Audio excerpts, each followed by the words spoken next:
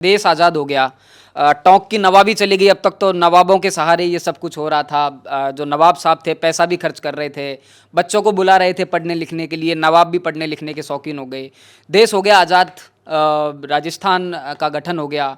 उसके बाद में ये संस्थान कैसे चला, क्या कारण रहा कि उसके बाद में कई सरकारें आई, कई मुख्यमंत्री रहे, कांग्रेस ने लगातार शासन किया, जयनारायण व्यास आए, मोहनलाल सुखाड़ी आए, भैरू सिंह शेखावत ये जिम्मा उठा लेते हैं, आपातकाल के बाद में चुनाव होते हैं, फिर सरकार बनती है। तो ये क्या कारण रहा कि इतने दिनों तक सरकारों की बेकदरी इस संस्थान को झेलनी पड़ी? मैं समझता हूँ भैरू सिंह जी चूँकि खुद भी राजपूत थे और राजपूत चूँकि राजघरानों में से ताल्लुक़ रखने वाले थे, तो उनको इन चीज़ों का ज़्यादा शौक़ था। तो उन्होंने अपने जिस तरीके से राजपूत रियासतें तो अपने आप को बरकरार रखे हुए थी, लेकिन नवाबी जो है बिल्कुल बर्बाद हो चुकी थी। उसकी वजह यह थी कि हिंदुस्तान में जो 1857 का गदर हुआ था उसका सारा नज़ला जो ढोला गया अंग्रेज़ों के ज़रिए, वो मुसलमानों पर ढोला गया था। जब 1857 की बगावत नाकाम हो गई तो दिल्ली के अखबारों को उठाकर अगर देखा जाए तो उनमें बाकायदा कोई सरकारी नौकरी निकला करती थी, तो उसमें ये इंस्ट्रक्शन नोट डला हुआ होता था कि इस पर कोई मुसलमान अप्लाई ना करे। क्या बात है? यानी ये भेदभाव जो है उस ज़माने में अंग्रेज़ों ने इसलिए रखा था कि बगावत का जिम्मेदार मुसलमानों को ठहराया था। और सच बात भी ये है, चूँकि नेतृत्व कर रहे थे बहादुर शाह जफर, नेतृत्व बहादुर शाह जफर कर रहे थे। और इसके अलावा ज़्यादातर जो मुस्लिम रियासतें थी वो बगावत में थी। मुस्लिम धर्म गुरुओं ने बाकायदा अंग्रेज़ों के खिलाफ फतवा दिया था कि अंग्रेज़ों का सपोर्ट करना इस्लाम से खारिज होने के बराबर है। और टोंक के नवाब की नहीं बनती थी। हाँ बिल्कुल, टोंक के नवाब की भी नहीं बनती थी। अमीर खां खुद चाहते थे कि इनको निकाल दिया जाए, अगर हिंदुस्तान की रियासतें उनकी मदद नहीं करें तो वह अफ़गानिस्तान जाऊंगा, शाह को लेकर आऊँगा और अंग्रेज़ों को भगाऊंगा, ये उनका कौल हुआ करता था। अंग्रेज़ों के लिए विचार ठीक नहीं थे नवाब के।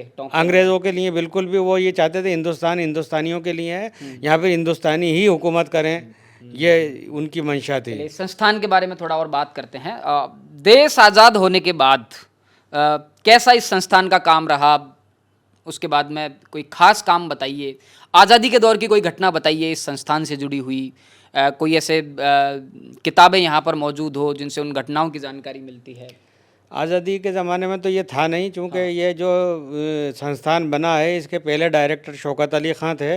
उन्होंने बाकायदा डिस्ट्रिक्ट लाइब्रेरी में से कोई डिस्ट्रिक्ट लाइब्रेरी से ही इसे एक बड़े संस्थान में कन्वर्ट किया गया है। डिस्ट्रिक्ट लाइब्रेरी जो मोहम्मद अली खां थे, तीसरे नवाब थे, उनके जो वारिस थे, उन्होंने डिस्ट्रिक्ट लाइब्रेरी बनाई। उसके बाद कितना काम रहा, कैसा काम रहा, उसके बारे में मैं जानना चाहता हूँ। उसके बाद में धीरे धीरे यहाँ पर उन किताबों को जमा किया गया, फिर सरकार ने इसको छोटी लाइब्रेरी का, डिस्ट्रिक्ट लेवल की लाइब्रेरी का रूप दिया।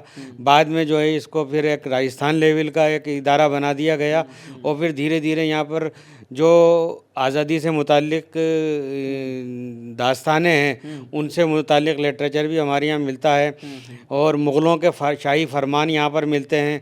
अच्छा, एक खूबी यहाँ पर यह है कि यहाँ पर संस्कृत से फ़ारसी ज़बान में जो तर्जुमा हुई हुई रामायण, भगवत गीता, नल दमन की कहानी, ये सारी आज भी ओरिजिनल फॉर्म में मौजूद हैं। संस्कृत नहीं, फ़ारसी में मौजूद हैं।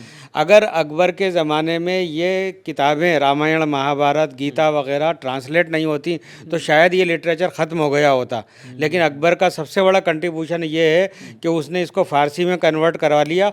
और फ़ारसी चूँकि 1832 तक जो है सरकारी ज़बान रही, 1832 के बाद में वह उर्दू के अंदर कन्वर्ट हुई और फिर वो हिंदी ज़बान में भी कन्वर्ट होती चली गई। तो आज हमारे पास में ये धरोहर, ये महाकाव्य मौजूद रहे, इसमें मुग़लों का बहुत बड़ा कंट्रीब्यूशन रहा है। ठीक बात है।